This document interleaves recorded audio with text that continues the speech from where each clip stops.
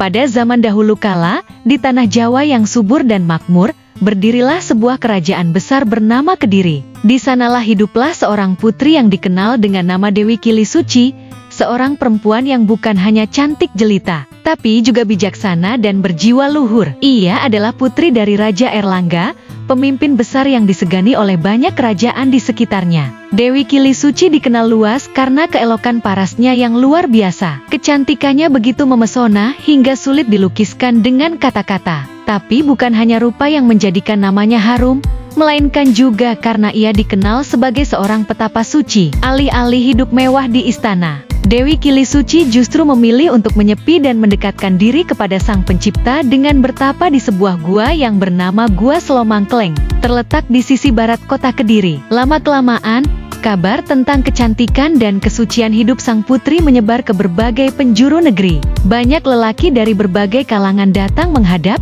berharap bisa mempersunting sang putri. Namun semua itu ditolak dengan halus, sebab Dewi Kilisuci tidak tertarik pada kemewahan duniawi. Suatu hari, berita mengenai kecantikannya sampai juga ke telinga dua raja sakti dari dunia gaib, Lembu Suro dan Mahesa Suro. Keduanya bukan manusia biasa. Lembu Suro memiliki wujud seperti manusia namun berkepala lembu, sementara Mahesa Suro berkepala kerbau. Meski wujud mereka menyeramkan, kekuatan dan kesaktian mereka sangat dihormati. Kedua raja ini pun memutuskan untuk melamar Dewi Kilisuci secara bersamaan. Mereka ingin menjadikannya permaisuri dan membawa pulang ke kerajaannya masing-masing. Namun, Dewi Kilisuci dengan kelembutannya yang khas menolak lamaran tersebut. Ia tidak ingin menyinggung mereka secara langsung, sehingga ia pun memberikan sebuah syarat yang tampaknya mustahil untuk dilakukan. Syaratnya adalah kedua raja harus membuat 2 buah sumur di puncak Gunung Kelut,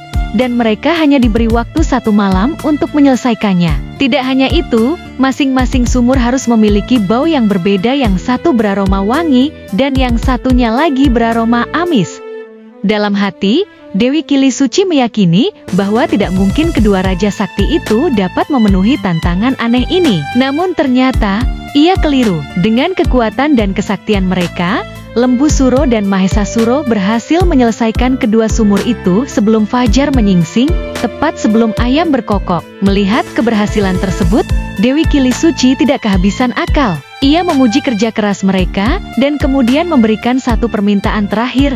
Ia meminta agar kedua raja masuk ke dalam sumur masing-masing untuk membuktikan bahwa sumur itu benar-benar sesuai syarat, satu berbau wangi, dan satu lagi berbau amis. Tanpa curiga, Lembu Suro dan Mahesa Suro menuruti permintaan itu. Tapi saat mereka sudah masuk ke dalam sumur, Dewi Kilisuci memerintahkan para prajuritnya untuk segera menimbun kedua sumur tersebut dengan batu dan tanah. Kedua raja sakti itu pun terjebak dan tak bisa keluar. Menjelang ajal, Lembu Suro sempat mengucapkan sumpah kutukan yang penuh dendam. Ia bersumpah bahwa suatu hari nanti, ia akan membalas dendam atas penghinaan itu. Ia bersumpah akan mengubah Kediri menjadi sungai, Blitar menjadi daratan, dan Tulungagung menjadi danau. Sejak saat itu, kutukan Lembu Suro terus hidup dalam ingatan masyarakat. Kisah ini diwariskan secara turun-temurun, dipercaya sebagai asal mula dari berbagai bencana alam yang pernah terjadi di wilayah tersebut. Sebagai bentuk penghormatan,